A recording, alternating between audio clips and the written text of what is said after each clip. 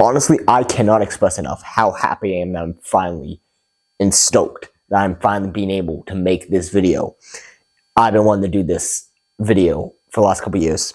For those who didn't see it, a couple years ago I put out reviews for the first season of Grimm, split up each video having 3 different episodes in it, just reviewing those episodes. Sadly, I'm only going to do one review for all season 2, but maybe later on I'll come back and I'll review each episode in more depth, because each of these episodes deserve a video unto themselves, because I love Grimm. It's one of my favorite series of all time. It's one of the few series, I would say, for those who haven't seen it, see it. It's, if you're worried about getting into a series that by the end just gets destroyed, this is not one of those. It's good from the beginning to the end. There are parts of it that I'm like, some episodes I don't like as much, but in the same part, there's like, I can name like maybe 3 episodes that I really don't like. I watched the series multiple times. I own the series. So let's start by just going over a review of a couple episodes, the whole season, just what happens in the season and what my thoughts about it is. So for those who saw my videos from a couple years ago, or some people who just need a recap of what happens in the first season, we ended the first season with Hank seeing Monroe as a blue button. He doesn't know quite what he saw, so now he thinks he's insane. Juliet is in a coma because of what Adeline, because Adeline got mad and put her in a coma. So we're starting this season with that whole thing going on. And the first episode, and the last thing is that in the finale, the very last moment, you meet Nick's mom, and she's still alive. So let's jump in and just talk about what happened in this season. So again, first episode is dealing with all those things. So you have how Nick's mom's still alive, how it was not actually Nick's mom in the car when they got into the accident. And she had sent her husband away with a friend so they keep them safe. And the Reapers came and they killed them in the car, took the head of her friend, thinking it was her, and it wasn't. And she, after figuring out about this, like, okay, I need to be on the run and hiding, so she couldn't come back and meet her son. You only have her in the season for a little bit before she has to be like, I have to run off and figure all this stuff out with the coins. As for those who remember, I talked about there was these 3 coins that Hitler had and all this different stuff. For those who haven't seen this series, you might be a little bit confused what's going on in this and all this. Like this is what I'm talking about. This series is so good.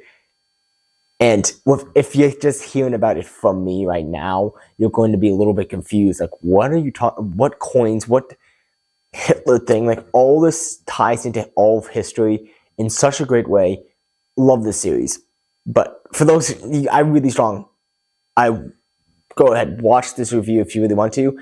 But in the same way, I strongly recommend, even how much I don't want to say this, turn off this review and just start watching the series. Watch the series and then come back to this review, because it's so good. This series is so good. It's on Amazon Prime, and it's just so good. I love it. Just go watch Grimm season 1, season 2, and then you can come back and watch my reviews of season 1 and then my reviews of this season 2. Anyways, back on to what I was talking about, right? So then she has to run off by the end of the episode to go deal with that stuff. Wow. You have it. So the police captain, it was revealed in the first season, he's a prince. And so the whole Sleeping Beauty thing with Juliet, he has to be the one to wake her up, and he has to take this potion to make him so he's pure of heart and all this different stuff. And so he wakes her up, and it causes something really interesting to happen for the season, where the first half of the season is there's this weird, this is affair going on between Juliet and the captain, because because of this kiss, they're drawn together in a very toxic type way. So they would, get into fights and then just start making out again. It's hard to, without watching it, I don't have that much time to explain the whole thing, but it's kind of that toxic relationship going between them in this affair, because they don't want to be together, but they're just so drawn together because of this chemical reaction that happens because of this kiss. Meanwhile, you have Hank having to Nick finally has to let him in on what's actually going on. And you have, by the third episode, which is a really interesting, very disturbing episode. This series is one of those things where, like, I love it, but you have to watch out for the awesome, very dark themes going on. That is just like, wow, there's episode 3, Bad Moon Rising. The whole main thing the villains are doing, I haven't done too much research on YouTube guidelines, so I don't think this will be a problem to say this, but I don't know. The whole thing is about incest. This incest, this family kidnaps their niece, who's just turning 18, and this whole ritual they have to do, and it involves that type of stuff. Yeah, that's how I would say it. It's, they're rednecks, so what are they, coyote monsters? Makes kind of sense. But it's a very dark episode, but in the episode, Hank's, goddaughter is the young lady who gets kidnapped, and he has to save her. For those who are hearing about this and haven't clicked off and haven't watched it yet, just to let you know, there is nothing shown, there's nothing that actually happens to this girl. She's kidnapped and she gets rescued before anything bad happens. Just want to make sure it's very clear. It's more that there's something that could have happened, and that's the dark thing about it. You have very quickly something that I realized, like, when I was watching the series the first time around, I'm like, oh, when is Monroe and Rosalee going to get together? It's very quickly when I rewatched again. I'm like, because I remember being a long time like, come on guys, build it up. But yeah, it's by the 4th episode, they're already going on a date. It's a date, not a full date, but like they're very quickly moving on to being one of the greatest couples in all of cinematic history, in my opinion. They're amazing. I love them as a couple. They're such a well done. There's no fighting between them. They're partners, and it's something you should look to for how to be in a good relationship. Episode 5 is another one I want to mention. There's not much I need to talk about with it, but I just want to mention how The Good Shepherd is a very interesting episode, playing into the life of those pastors, those Christian pastors who are just so big on making money. Yeah, you see one of these pastors as he's like this wolf. He's a blue barn, and he's controlling all of these lambs. They're the followers, and it's a really interesting episode. I think one of the cool things about this series is the way it plays into how it's like each of these characters' personalities match. Each of these characters' personalities match what type of animal they would be. You mean the fact that episode 3, these weird, redneck type creatures would be coyotes. It's just, as someone who, I grew up in a family that's kind of redneck a little bit. It's kind of funny because my family is mixed of, you have the redneck side of people, and then you have the more business side of people. And so you have that split in my family. I grew up around redneck people. I can say somewhat that rednecks, they're very interesting. I also grew up in Ohio, which is right next to West Virginia. And so I've met plenty of the stereotype West Virginia people. So I'm just saying, I can 100% say, yeah, most rednecks would fall in the category of coyotes, monsters. I'm just saying, it works so well with them. Or, the big bad wolf and all his sheep in this, Christian community. And for those who don't know, I am a Catholic, I'm a Christian. I am a very strong Christian too. But I can also admit where there are churches that are filled with very bad people leading people astray. And that's what you're dealing with in this church in episode 5. And I thought that was really interesting. It really plays into that type of category. Next one I want to mention, skipping a couple, would be Llorona, which, for those who don't know that story, it's a very, very famous Hispanic story about this crying woman who would drown kids. It's a very sad story, but this is one of those episodes I would say is one of the scariest episodes I've seen. It's just something about it is so disturbing. And I both love the episode and hate the episode because of that. But it's one of those few episodes when I've watched the series multiple times through that I actually have skipped that episode once because I'm like, it is late at night right now and I do not want to watch this episode. Like, I am an adult. But even as an adult, sometimes there are times where you're like, I am not ready to get scared like that. And I don't know, I don't watch that much horror movies, and I thought it's scary in that, like, watching a monster movie is not as scary as watching a very disturbing story like this. And I just can't. There was this one time, it was just late at night. I'm like, I kind of want to watch a different episode, so I skipped that episode. But I really strongly recommend watching it because it is a well done episode. It's just scary and it's unique. Everyone who knows the story of Llorona would know that it is a scary episode.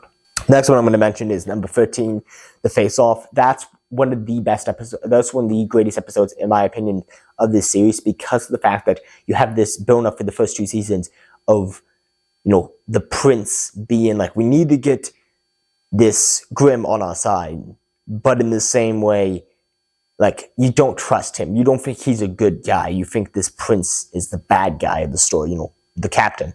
And this episode, I really like because they turned this, like, villainous character, like, oh, he's the deep villain behind the whole series. And then just, in that episode, it's like, they had this big face-off, and at the end, he's like, I don't care. I want you on my side. I want your help with stuff. I don't want to fight you. And then after the series, after that, there is a rocky relationship with them, especially the later seasons. But for the most part, those two on the same side, and I love that. Where it's like it's building up him as the big bad of the series, and then he turns out to be he's on their side. And from there on, it's this epic, like, not just do you have this police officer, this detective trying to fight these monsters, but now he knows that his captain is on his side and helping him. He has his best friend who's his partner also helping him, and through the later seasons you have other people joining him from the police department. And it's like in the first season especially, with like him doing stuff behind the police like back. Now he can be up front with his captain, and his captain can also see these monsters too. But in the same way, like he can turn to his captain and says, this guy I just brought in, he's a blue bond. And he can actually talk to the captain about that, and his captain can actually help. And I thought that was really awesome, having that switch there. It was like building him up as the villain and then being like, nope, never mind. He's actually on our side. And I thought, like, there's still a rocky relationship, but I thought that was an interesting, like, not a twist as much as it's just like, oh, at first I'm like, oh, I'm not going to like this. And then I realized, oh, I'm really going to like, I think this is actually great, especially as the seasons go on. Of course, there's so much more I can talk about, but I'm going to try to keep this as brief as I can. So I'm going to jump to the end. The end of the season, you have, for the whole series, you have, the royalties, and they're like the big bads. And to the end of the season, you have them rise up, and they capture, and they try to capture Nick. And the season ends with, the guy they sent after him is this voodoo man, and he turns into a puffer fish, and he can like spit the acid at people that makes them fall into this trance like sleep.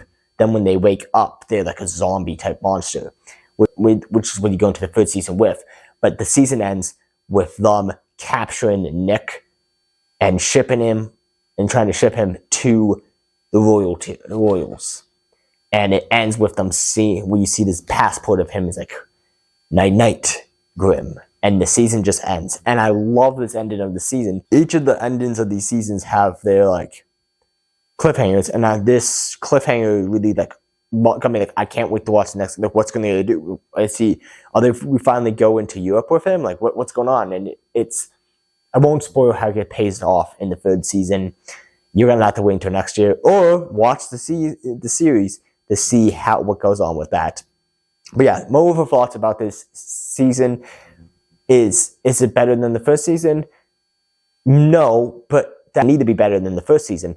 It's as good as the first season, in my opinion. It has some great episodes, just like the first season has some great episodes.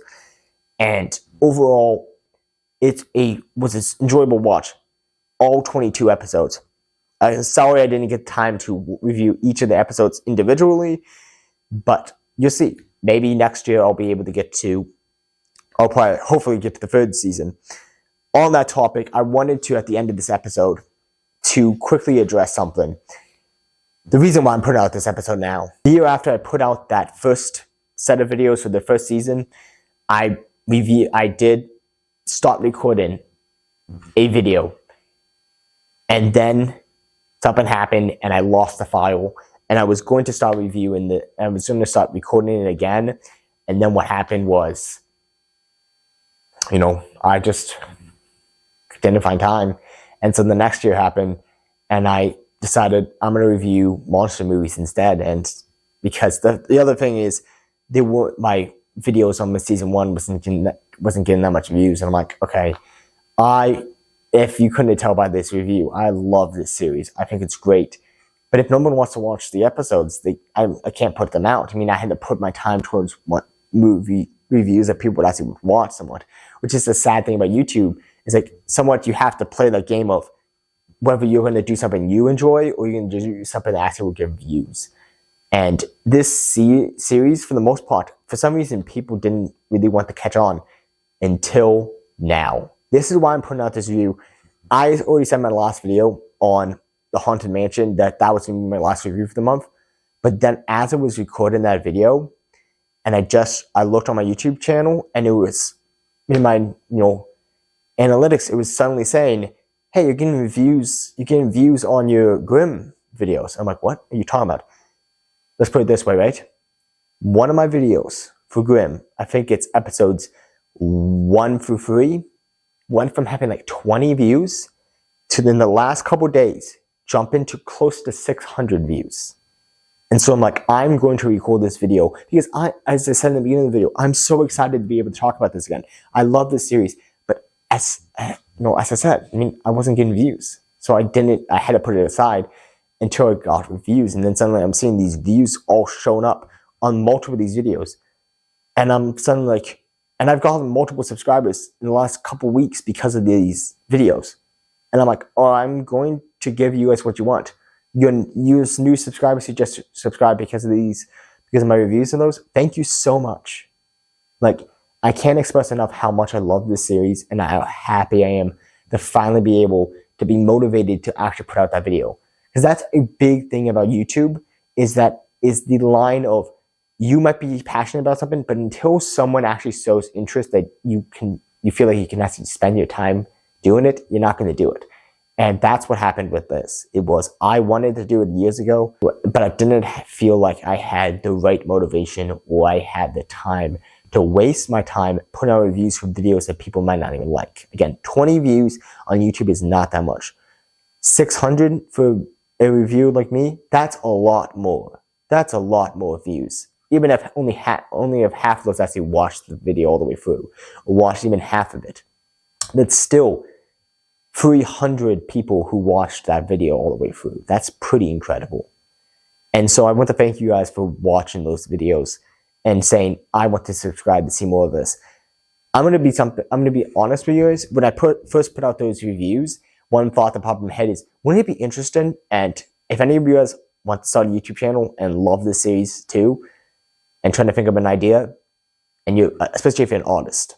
I'm not. I can't draw. I was trying to draw last week some images, couldn't figure it out for the life of me on something. And that's a different story. That maybe one day, if I get a big enough channel, I'll start a second channel just of me talking about myself and talking about some of my other things with my books and my projects outside of YouTube.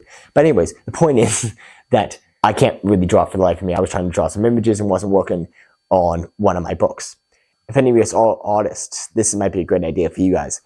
I thought about a couple years ago when I was first putting out those reviews, I'm like, if these things cut off and suddenly people really wanted to hear more about Grimm from me, it would be fun to start a second channel dedicated to exploring the different histories behind these fantasy characters of these Grimm monsters, and each episode be drawing a different page in the Grimm books.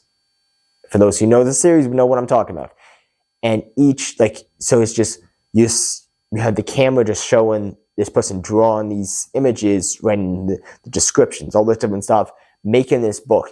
And there's basically this ASMR or this, background voices explaining, and maybe cuts away to different clips and stuff like that, but it's just them explaining based off of what we have learned from the Grimm series, really diving into each episode of the Grimm series, and this is how many times this one monster appeared in the series. This is based off of what we have learned in the book, what we have learned in the series. This is the history behind each of these monsters when they first were noticed in history. Back their first appearance was back in ancient Rome, and or you know what I'm saying. Would you see with some of those series? A big big channel that I was thinking of that does kind of like that would be, of course, John Solo. For those who don't know who that is, I would recommend looking up. His videos are incredible, but he does, folklore stories, but kind of like that, but just for Grimm, just series about Grimm. And then as you finish a book, it would be best to try to get licensed by Amazon to do this. Imagine being licensed by Amazon to make this channel. And then as you finish a book, you sign it, and you can sell that book off. You can get signed copies of each of these books that I'm writing, and then they're already out there, printed copies of the official Grimm books. But imagine having one that's handwritten almost, that is not just clips from the movies or something. It's actual drawn images. That was kind of my idea. Anyways, but that's a long rant about the idea I had. But you see what I'm talking about. I'm a big fan of Grimm, and I would love to see more people talk about Grimm and be able the chance to talk about the series too. If you guys liked this video, consider subscribing. I want this video to blow up too, because then it will motivate me next year to be like, okay, season 3, here I come. And maybe even just man, I'm going to be completely honest. If I could, I would dedicate more of this channel, not even just October, but just in general, have one of my main focus being on this channel is just diving into Grimm, just each episode, breaking them down, the shots and how they were filmed, all just going in depth with Grimm, because it's such a great series that I don't think gets talked about on YouTube enough. You look up Grimm, just look it up on YouTube. You're not going to find that much reviews of it. I don't know why. It's such a great series, and it's actually on the top list on Amazon, but people don't really pay attention to it for some reason nowadays. It just fell off life. I don't know, but I wish there was more reviews for this series because it's super good. Anyways, guys, thank you guys for watching. This has been the Movie Net Reviewer, Peter Weary, signing off.